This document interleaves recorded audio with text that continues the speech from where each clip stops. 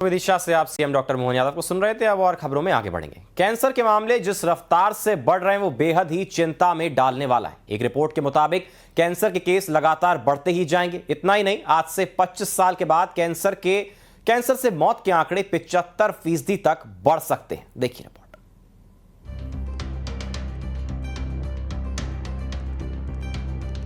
Blood pressure, diabetes की बीमारी आम हो चली है, लेकिन कैंसर जिसका नाम सुनते ही कलेजा कांप उठता है, उसके केस लगातार बढ़ते जा रहे हैं, जो बेहद ही चिंता में डालने वाला है।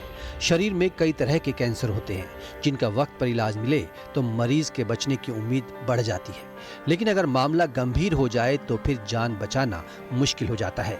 हाल ही में हुई एक रिसर्च में चौंकाने वाला खुलासा हुआ है। दी लांसेट जर्नल की इस रिपोर्ट के मुताबिक आने वाले 25 सालों में यानी 2050 तक कैंसर के हर साल होने वाली मौतों की संख्या करीब 75% बढ़कर 1,86,00,000 तक पहुंच सकती है।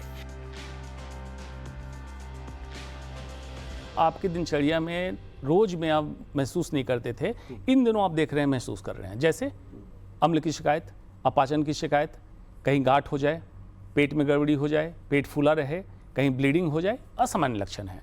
हो सकता है 100 में से 90 व्यक्ति को सामान्य बीमारी हो, एसिडिटी की हो या कोई भी समस्या हो, लेकिन 10 लोग अगर इसी समय जांच करा लें तो प्री कैंसर या अर्ली कैंसर स्टेज में पकड़े जाएंगे और बीमारी ठीक हो जाएगी। इतना सिंपल है। इसमें कोई भी इसके लक्षण ऐसे नहीं होते हैं जो बोलेगा कि मैं कैंसर हूं। लक्षण अंग का होता है, चाहे वो नॉन कैंसर बीमारी हो, कैंसर की बीमारी हो। रिपोर्ट में अनुमान लगाया गया है कि साल 2050 तक नए कैंसर मरीजों की संख्या 61% बढ़कर 3 करोड़ से ज्यादा हो जाएगी। 1990 से साल 2023 तक कैंसर से हुई मौतों में 74% की वृद्धि हुई है और ये संख्या 1,04,00,000 पहुंच गई है। इसी अवधि में नए मरीजों की संख्या भी दोगुनी होकर 1,85,00,000 तक पहुंच गई। इन 24 सालों में भारत में कैंसर के मामलों में 26.4% की बढ़ोतरी हुई। ये दुनिया के सबसे ज्यादा बढ़ती दरों में से एक है। इंसुलिन स्पाइक किया, fatty liver, polycystic ovarian syndrome, बच्चों में अटेंशन डेफिसिट डिसऑर्डर, बच्चे अटेंशन में नहीं जा रहे हैं जी, कैंसर, डायबिटीज, हाइपरटेंशन, सबका कारण तो ये हेडोनिक ईटिंग। पर डॉक्टर साहब ये सब तो आपने रखवाया, पर ये क्यों आपने रखवाया, इसका जरा और बताइए। अब ये देखिए, मैंने प्रेजेंटेशन में दिखाया मेटल मतलब कांच के, पीतल के बर्तन। अब इसमें कागज पानी, गर्म पानी को कैसे रोक सकता है? कोई तरीका नहीं था। इसके अंदर की कोटिंग क्या है? माइक्रोप्लास्टिक्स। अब आप कह रहे हैं मैं प्लास्टिक का इस्तेमाल नहीं कर रहा हूं, तो ये माइक्रोप्लास्टिक तो है।